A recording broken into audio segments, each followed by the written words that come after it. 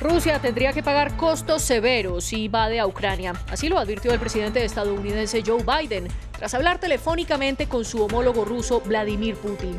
Este es el tercer contacto entre los mandatarios en los últimos 2 meses.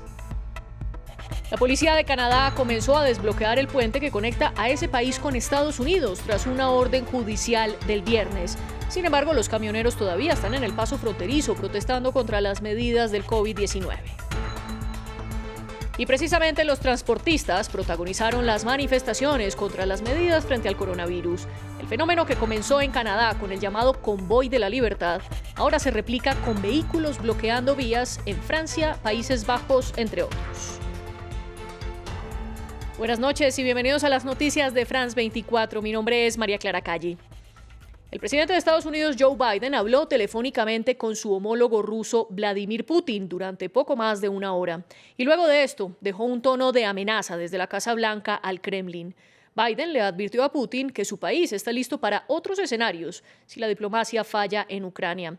Todo esto es una puja diplomática en la que todavía no hay un acuerdo para la desescalada en las tensiones fronterizas, mientras que el Pentágono enviará 3.000 tropas adicionales a Polonia y las fuerzas rusas realizan ejercicios militares cerca de Ucrania. Marina Sardiña tiene la historia.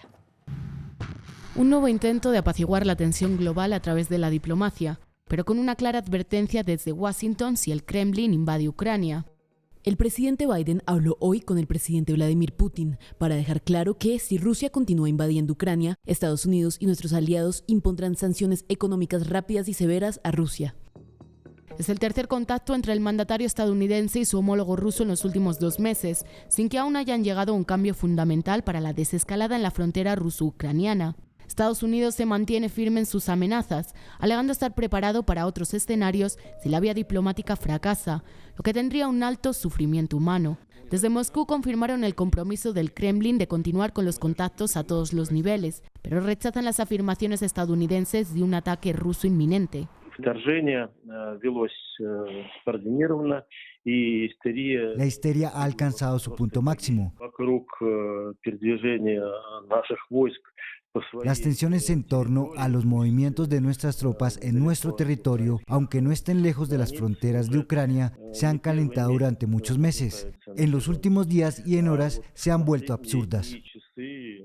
Washington también inició el desmantelamiento del personal de su embajada en Kiev, y el viernes varias naciones de Occidente pidieron a sus ciudadanos que abandonen el país, ante los señalamientos estadounidenses de un alto riesgo de una incursión rusa, unas declaraciones que están lejos de apaciguar las tensiones.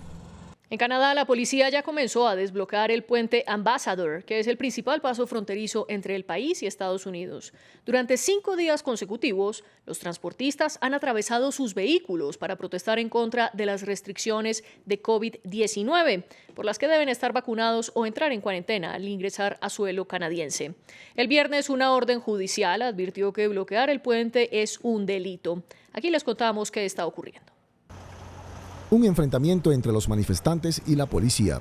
Las autoridades han comenzado a despejar el bloqueo del principal paso fronterizo de Ontario entre Canadá y Estados Unidos tras 2 semanas de manifestaciones de camioneros contra las medidas de COVID. Los agentes han instado a los manifestantes a que se dispersen o se enfrenten a multas, la pérdida del permiso de conducir e incluso a penas de cárcel después de que el viernes se presentara una orden judicial contra el bloqueo del puente Ambassador. Muchos manifestantes están decididos a no moverse.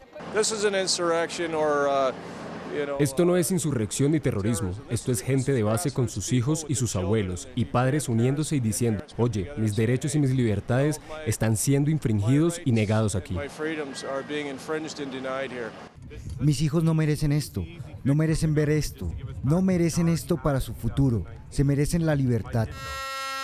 El llamado Convoy de la Libertad fue iniciado por camioneros canadienses en protesta por la exigencia de vacunación o cuarentena a los conductores que cruzan la frontera con Estados Unidos. El primer ministro Justin Trudeau se ha enfrentado a una creciente presión para intervenir en su país y también desde Washington, ya que el bloqueo de la principal ruta comercial ha obligado a los productores de automóviles de ambos países a detener o reducir la producción. Las multitudes también siguen manifestándose en el centro de la capital, Ottawa, mientras que otros 2 pasos fronterizos con Estados Unidos también están siendo bloqueados por los manifestantes. Este fenómeno del llamado Convoy de la Libertad, que comenzó en Canadá, como lo veíamos en la nota, se está replicando ya en varios países del mundo. En Francia, hoy la policía lanzó gases lacrimógenos contra los manifestantes en la avenida de los Campos Elíseos.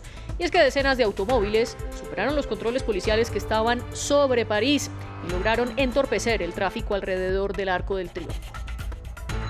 En La Haya también hubo camiones bloqueando el paso para rechazar las medidas que el gobierno neerlandés ha tomado contra el COVID-19. Los manifestantes tocaron la bocina y bloquearon la entrada al histórico complejo parlamentario de esta ciudad de Países Bajos.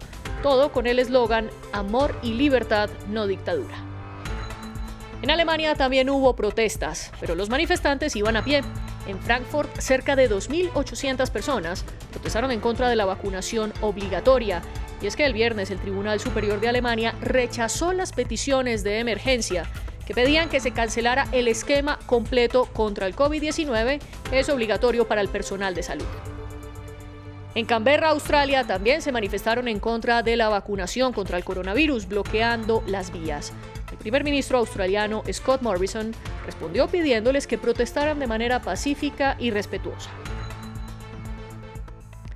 6 personas de la misma familia murieron en un bombardeo mientras estaban afuera de su casa disfrutando una tarde soleada. Estos hechos ocurrieron en una aldea en el noroeste de Siria, que es controlada por los rebeldes. La defensa civil, conocida como los Cascos Blancos, fue la que hizo la denuncia y agregó que 2 de los fallecidos eran niños de 3 y de 7 años. Según este grupo, en los últimos 6 meses han muerto 65 menores de edad en una nueva campaña de bombardeos del gobierno sirio respaldado por Rusia. El sistema de salud libanés se está desplomando en medio de la crisis económica. Esto ha provocado un éxodo de miles de médicos y de enfermeras. Se calcula que alrededor del 40% del personal clínico, que es entre 2.000 enfermeras y 1.000 médicos, ya han abandonado el Líbano, todo para buscar mejores oportunidades en Europa y en los países del Golfo. Escenas como esta se han convertido en lo cotidiano en la clínica del doctor Mario Norja. No se puede dar el lujo de perder pacientes. Con la crisis económica, la superinflación y la crisis energética, este dentista ha perdido el 70% de sus ingresos. Ahora trabaja solo porque no pudo pagar al personal. En ningún otro lugar estamos trabajando de manera tan precaria. No podemos cobrar a los pacientes en dólares, pero compramos todo el material clínico en dólares. Y solo podemos trabajar en las horas con electricidad, por lo que tenemos menos pacientes. Cada vez es más difícil encontrar especialistas en el Líbano. Muchos ganan al mes menos de $150. La doctora Lina trabaja en 3 hospitales y tiene una consulta privada, pero aún así no es suficiente para mantenerse. No puedo subirles las tarifas a los padres de mis pacientes. Todo el mundo está aquí atravesando fuertes dificultades económicas. Mis hijos están estudiando en la universidad y no querríamos irnos, pero el futuro es muy oscuro. Mario y Lina forman parte de ese grupo de médicos que todavía resisten en el Líbano, mientras un 40% de sus colegas ha optado por emigrar a otros países. El éxodo de médicos ha obligado a los hospitales privados a tener que reducir o cerrar servicios, lo que representa una amenaza para la población en tiempos de pandemia. El sector salud se ha visto muy afectado con la migración de médicos por la crisis económica. Estamos corriendo un alto riesgo con el COVID-19. La capacidad de los hospitales se ha reducido a un 40% y tenemos muchas dificultades logísticas. El Líbano ha sido reconocido durante décadas como el hospital de Medio Oriente por sus tecnologías y especialistas. Pero ahora quedan pocos médicos que apuestan por un futuro. Sin profesionales que lo sustenten, el sistema de salud libanés será una víctima más de las múltiples crisis que afronta el país. Comienzan las celebraciones anuales del Carnaval de Venecia en Italia, después de un año de haberla suspendido a causa de la pandemia del COVID-19. Y es que a medida que la tasa de contagios de coronavirus ha disminuido en territorio italiano, las autoridades permitieron el festejo y de hecho lo llaman el Carnaval de la Esperanza. Cerca de 50.000 personas viajaron hasta Venecia para mirar las tradicionales máscaras. Estas fiestas irán hasta el próximo 1 de marzo. Y así llegamos al final de nuestra emisión. Ustedes sigan conectados a France 24.